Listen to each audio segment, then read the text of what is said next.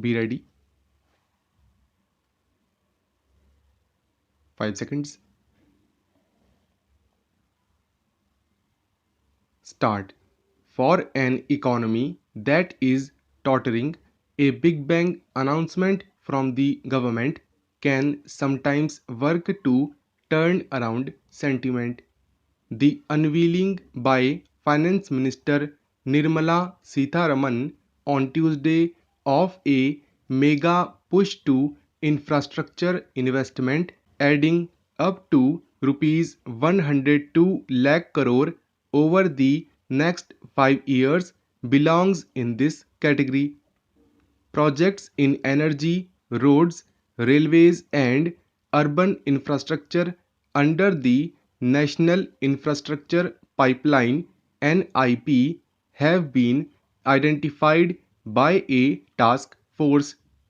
About 42% of such identified projects are already under implementation, 19% are under development, and 31% are at the conceptual stage.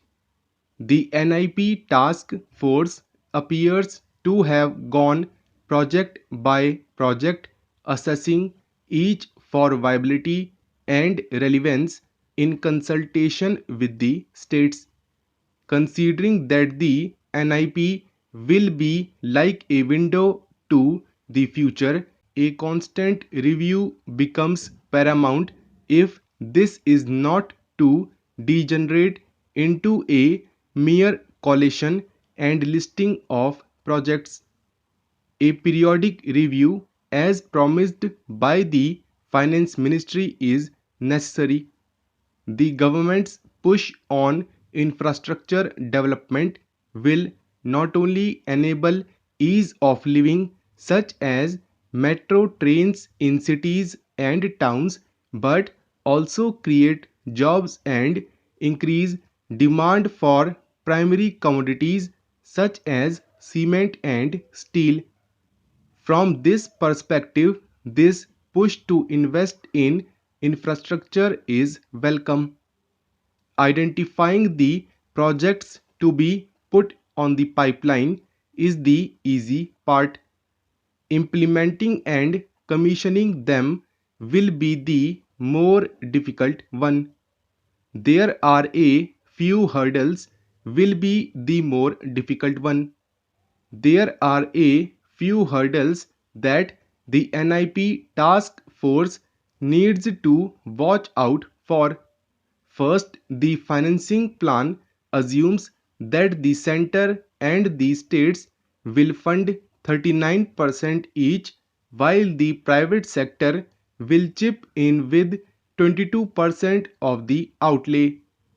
Going by the present fiscal situation, it will be no small challenge for the centre to raise rupees 39 lakh crore even if it is over the next 5 years. The financial position of states is even more perilous. Second, the rupees 22 lakh crore expected from private investment also looks steep considering the lack of appetite for fresh investment by the private sector in the last few years. In fact, this factor has been a major drag on economic growth. Given the scale of investment, debt will play an important role, and it remains to be seen if banks have gotten over their apprehensions on infrastructure financing as a major part of their bad loans originated there. Finally, cooperation from states becomes very important in implementing infrastructure projects. The experience on this count has not been very happy till now. While these are genuine obstacles that the task force needs to manage, these should not detract from the need for a concerted effort to invest in infrastructure. The key will be following up and reviewing the pipeline at regular intervals. The Niti Aayog's Sustainable Development Goals Index for 2019, released on Monday, does not reveal any surprising information.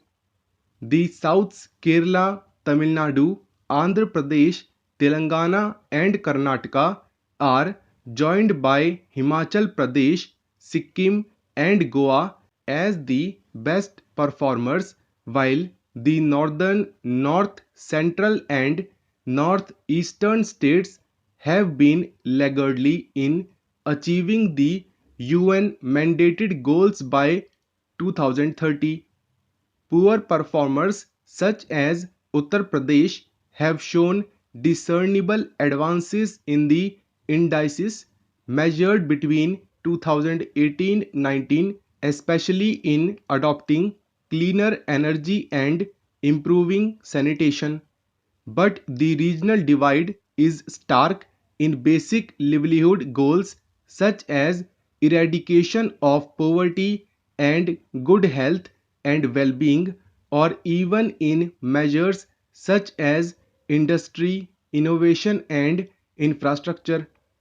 This points to variances in both state governance and in administrative structures and implementation of welfare policies. The South, led by Kerala and Tamil Nadu, has done much more in orienting administrative institutions to deliver on basic welfare, leading to actions on healthcare, education, poverty eradication, and hunger, with a governance structure tuned to competitively monitoring actions on these fronts. The converse is true of northern states, Bihar and Uttar Pradesh, where outcomes have remained relatively poor despite there not being much of a difference in the governance structure. The obvious answer to the puzzle could be the presence of historical socio-political movements that have resulted in greater circulation of elites in power and which have addressed issues related to welfare more thoroughly in the South, Kerala, and TN in particular. Yet even these states need to go further in reaching the UN's SDGs and achieving the living standards of both the first world and other developing nations. The western states, especially Gujarat and Maharashtra, are also better off in economic growth and industry, indicating a diversified economy, higher employment ratios, skilled labor, and better entrepreneurial culture.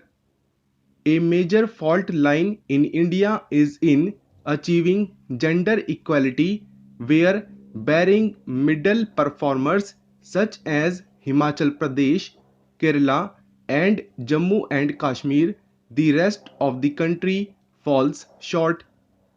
Low sex ratio, 896 females per 1000 males, poor labor force participation, and presence in managerial positions only 17.5% and 30%, according to the report.